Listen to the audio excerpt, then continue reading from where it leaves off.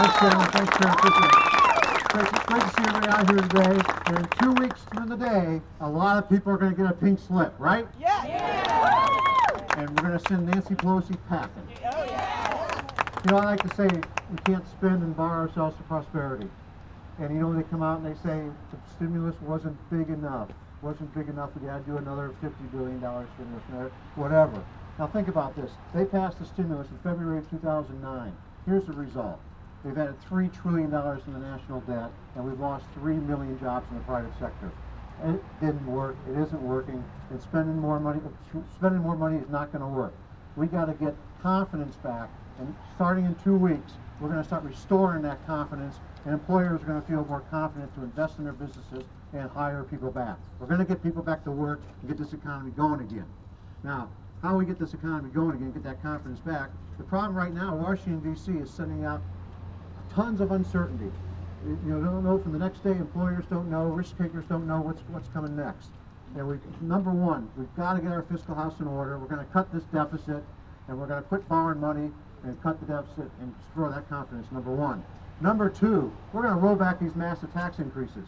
I think it's deplorable that Congress went home a couple of weeks ago and it's not like they didn't know it was coming, but January 1st, we're looking at the largest tax increase in American history, and they went home and didn't address that. And that's going to affect every American. Number three, we need to have common sense regulations to send that confidence. And we do those three things. I think that restores that confidence, brings certainty to businesses, and we unleash American spirit and innovation and entrepreneurship, and that's what made this country great, and it'll be great once again. And we're going to get that done in 2 weeks with your help, and we're going to retire Zach Space, Mary Jo Colroy, and all the rest of the deans. And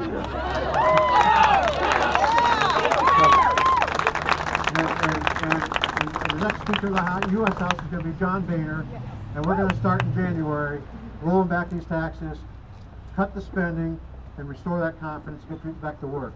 And just want to close here, you know, one thing we need to do in this country, they talk about just redistribution, all that redistribution nonsense. You know, we got to get prosperity. And there's really kind of three ways you get prosperity.